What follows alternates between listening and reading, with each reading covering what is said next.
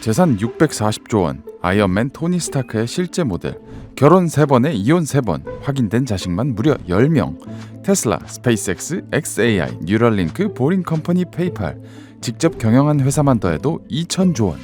명실상부 이 시대 최강의 알파메일이자 세계 최고의 부자 일론 머스크입니다.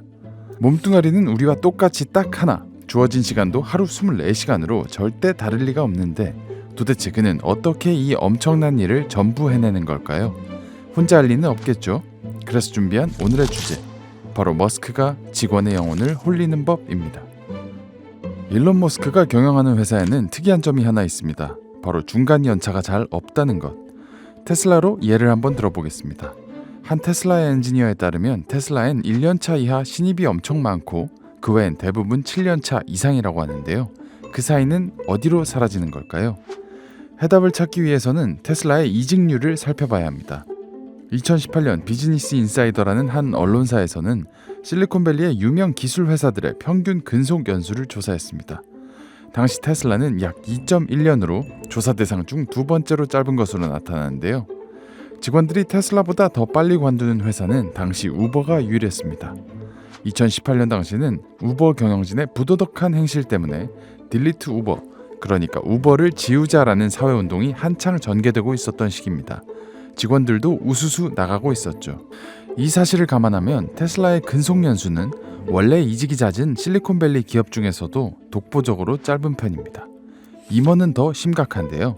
실리콘밸리 임원의 1년 내 이직률은 약 9%인데 비해 테슬라는 무려 44%로 거의 5배에 달합니다. 폭발적인 성장을 구가하며 임직원에게 엄청난 보상을 안겨주고 있는 테슬라를 다들 왜 그만두는 걸까요? 그 이유는 바로 엄청난 노동 강도 때문입니다. 1년차가 많은 건 어쩌면 너무 당연한 일입니다. 명실상부 세계에서 가장 핫한 회사니까요. 100년도 넘은 자동차 업계를 전기차로 단번에 뒤집어 버렸죠. 게다가 2010년 6월 29일 회사가 상장한 이래로 수익률이 약 36,000%, 주가가 360배나 뛰었습니다. 게다가 회사의 미션은 또 얼마나 아름답습니까? Accelerating the world's transition to sustainable energy. 지속 가능한 에너지로의 전환에 앞장선다. 우리의 마더네이처 지구를 구하겠다는 이 뜨거운 사명, 모든 구직자들의 가슴을 설레게 할 만합니다. 하지만 막상 입사하고 나면 지옥이 펼쳐집니다. 출근한 첫날부터 2주 연속 야근은 기본이고요. 아무리 적어도 한 주에 50시간은 일해야 합니다. 주 90시간 노동도 일상다반사인데요.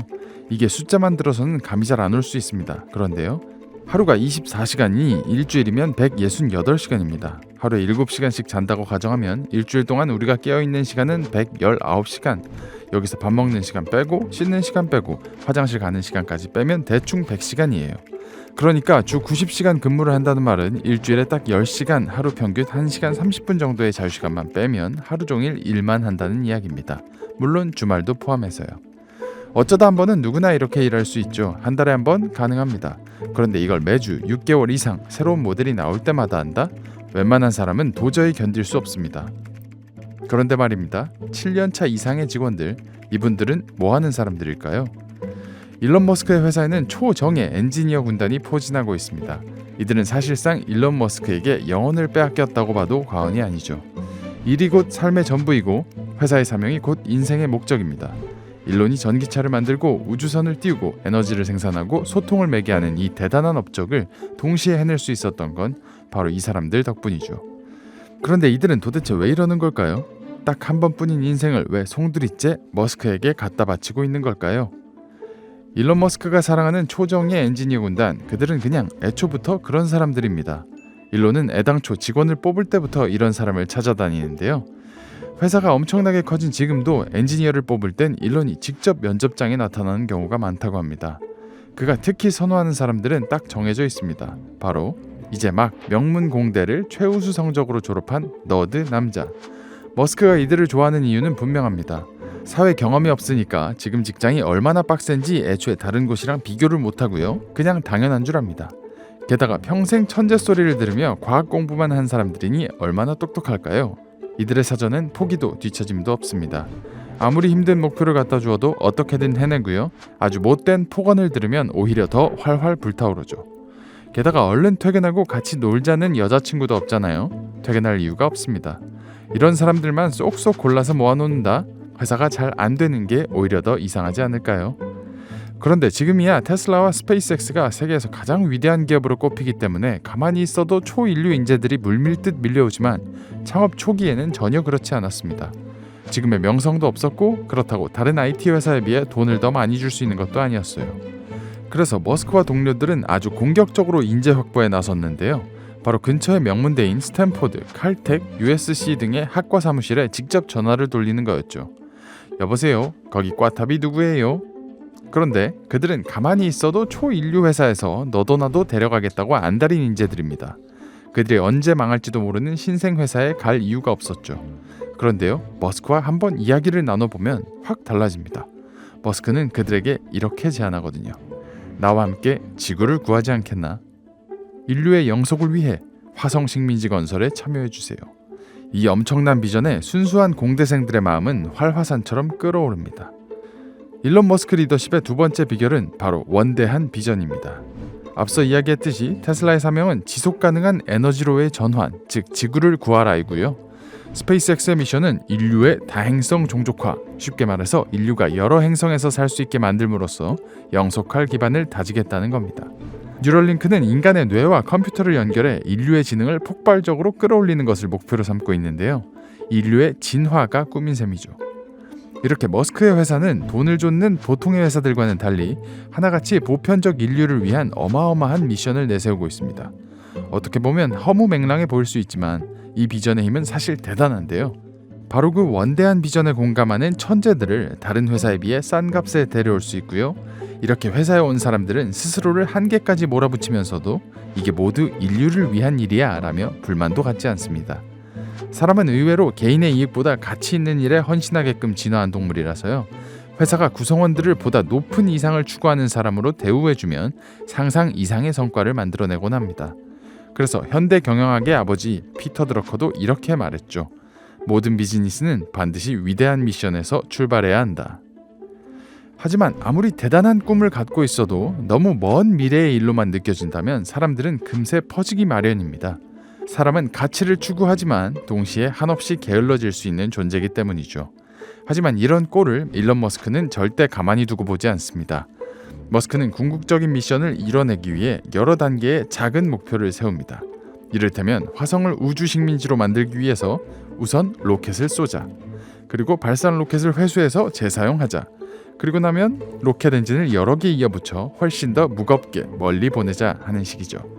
그리고 이런 단계별 목표를 달성하는 타임라인을 불가능에 가까울 정도로 빠듯하게 설정합니다.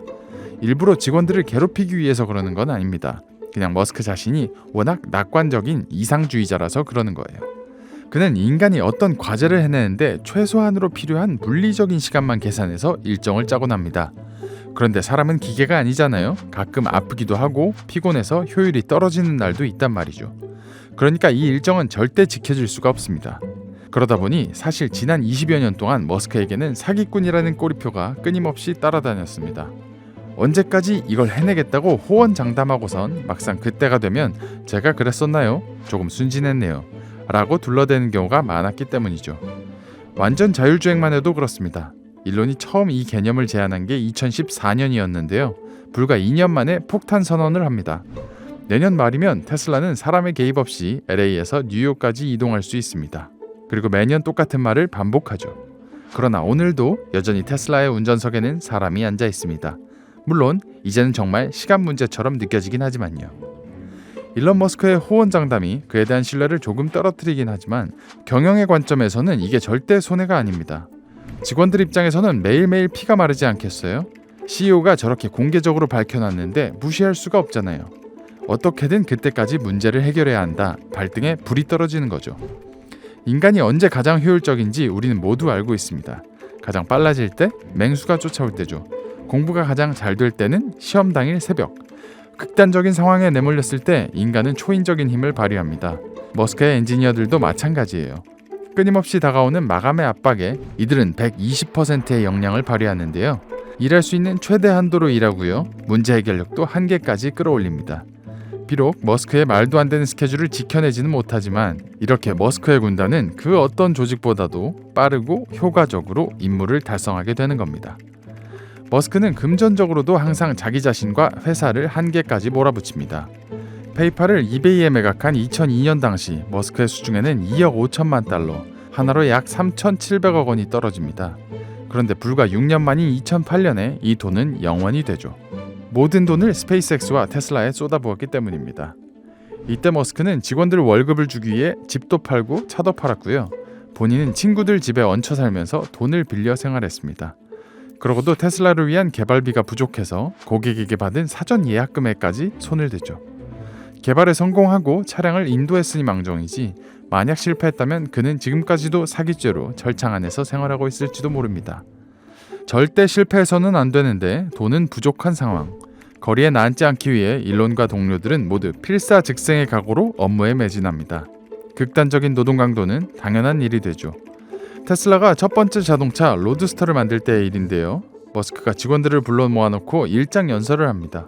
우리 모두 목표를 달성할 때까지 책상 아래에서 잠을 자고 주말도 반납합시다. 그때 한 직원이 용감하게 맞섰습니다. 우리는 너무 지쳤어요. 가족 얼굴도 보고 싶단 말이에요. 그러자 머스크는 이렇게 말하죠. 우리가 파산하면 그땐 가족을 원 없이 볼 수 있을 겁니다. 심지어 이미 엄청난 성공을 거두고 난 뒤인 지금까지도 머스크는 절대 예산을 넉넉하게 집행하지 않습니다. 이렇게 늘 쪼들리다 보니 직원들은 모두 생산 과정에서 단 한 푼이라도 아끼기 위해 최선의 방법을 찾죠. 그 덕분일까요? 테슬라는 차량 한 대를 팔았을 때 원가를 빼고 남기는 수익이 동종업계 다른 회사보다 월등히 높습니다. 폭스바겐의 2배나 되고요. 현대차의 3배, 토요타의 4배, 포드랑 비교했을 때는 무려 5배가 넘는 수익을 거두고 있다고 하네요. 일론 머스크의 무자비함은 세간에 잘 알려져 있죠. 아이언맨 토니 스타크에게 페퍼포츠가 있었다면 일론에게는 메리베스 브라운이라는 비서가 있었는데요. 그년 12년 동안 퇴근도 주말도 없이 바로 옆에서 그를 열심히 보좌했습니다. 머스크의 마음을 잘 알고 있다 보니 그가 너무 바쁠 때는 사업적으로 중요한 결정을 대신해서 내리기도 했는데요. 이렇듯 자신의 역할이 계속 늘어나자 그녀는 어느 날 머스크에게 조심스럽게 요청합니다. 제 역할에 맞는 대우를 해주세요. 저도 임원들만큼 받고 싶어요. 그러자 머스크는 브라운에게 우선 2주간 휴가를 떠나라고 말하는데요. 그녀가 없이 한번 생활해보면서 그녀의 중요성을 평가해보겠다는 의도였습니다. 달콤했던 2주가 지난 후 브라운은 부푼 마음을 안고 회사로 돌아오는데요. 그녀를 기다리고 있었던 건 놀랍게도 해고 통보였습니다.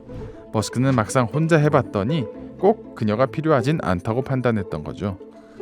이런 일화들로 인해 머스크가 피도 눈물도 없는 소시오패스라고 생각하는 사람들도 있습니다. 심지어 예전 직원 한 명은 이렇게 평가하기도 했죠. 일론에게 직원은 일종의 총알이에요. 목표를 위해 기진맥진할 때까지 써먹다가 버리는 대상인 거죠. 하지만 머스크의 사생활을 잘 아는 사람들은 그가 가족과 친구들에게는 참 따뜻한 사람이라고 입을 모읍니다. 일터에서의 모습은 그의 극단적인 합리주의 때문이라고 주장하죠. 회사의 사명을 너무도 중요하게 여기는 나머지 어떤 결정을 내리든 그 사명을 이루는데 도움이 되는지 안 되는지만을 따진다는 겁니다.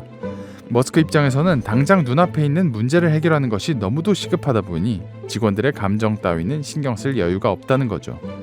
직원들은 그 문제를 해결하기 위해 함께 최선을 다하거나 그게 아니면 얼른 사라져야 한다는 겁니다.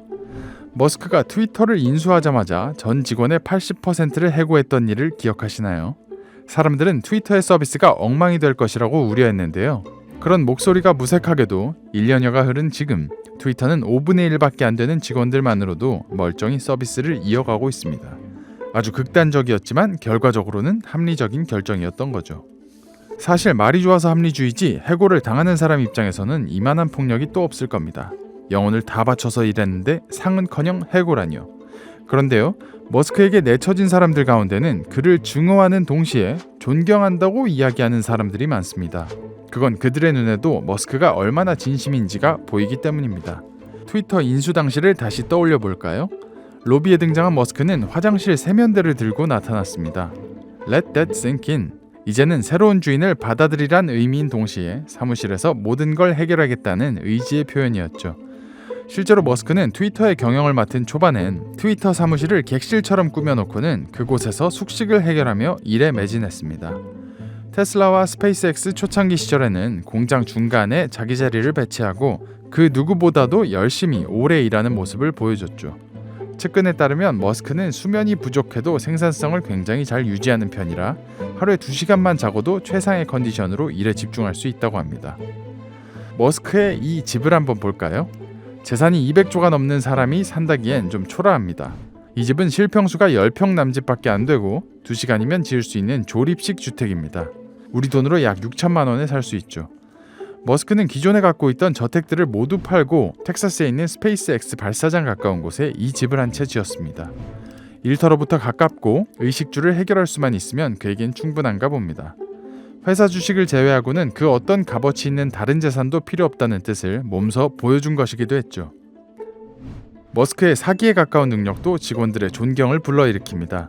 일론의 회사에서 변명은 허용되지 않는다고 말씀드렸는데요.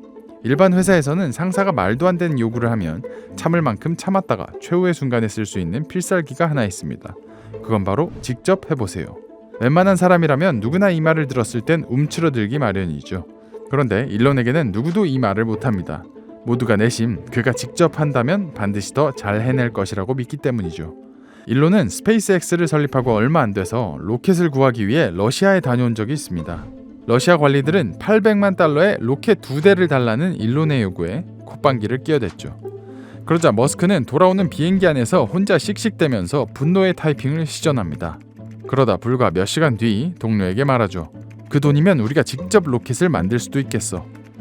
항공우주공학을 전공하지도 않았으면서 그동안 혼자 독학으로 공부한 내용을 바탕으로 차세대 로켓 개발 계획서를 작성한 것이었습니다. 계획서에는 로켓의 크기는 물론 재료와 비용, 가상 성능까지 놀라울 정도로 자세히 기록되어 있었죠. 세계 최고의 천재가 인생 전부를 걸고 인류의 미래를 위해 미친 듯이 달리고 있습니다. 그리고 그에게 영혼이 홀린 천재들이 역시 삶을 통째로 바쳐서 그를 돕고 있죠. 그들은 과연 완전 자율주행을 완성시켜서 운전으로부터 인류를 해방시킬 수 있을까요? 온난화의 시계를 되돌리고 지구를 지켜내는 일은요? 화성을 테라포밍해서 제2의 지구로 탈바꿈시키는 일은 정말 가능하긴 한 걸까요? 하나하나 너무도 난해한 과제이기 때문에 그 누구도 쉽게 장담할 수 없을 겁니다. 하지만 이거 하나만큼은 자신 있게 말씀드릴 수 있습니다. 만약에 그중 어느 하나라도 실제로 벌어진다면 그건 아마도 일론 머스크와 그의 동료들 때문일 겁니다.